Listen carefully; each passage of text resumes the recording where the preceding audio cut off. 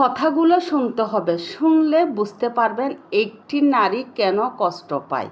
একটি নারী কষ্ট পায় শুধু এই কারণে, একটি পুরুষ যদি একটি মেয়েকে ভালোবাসে পরিপূর্ণভাবে তাকে সুখে রাখতে হবে।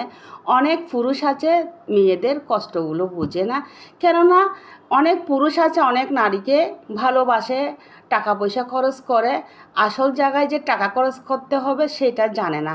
তারা কেন জানি না এগুলো করে, তাদের কি অসুখ নাকি তাদের সমস্যা নাকি তাদের পেশা। কেননা মেয়েদেরকে কষ্টে দেওয়া অনেক মানুষের পেশা হয়ে দাঁড়িয়েছেন। কেননা মেয়েরা তো আসলে সহজ সরল, মেয়েদের কষ্টগুলো কেউ বুঝতে চায় না।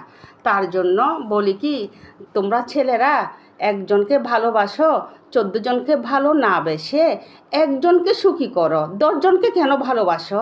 মন মানসিকতা পরিষ্কার করলে একজনকে দুইজনকে ভালোবাসো, এটা হচ্ছে একদম অতি খাঁটি কথা।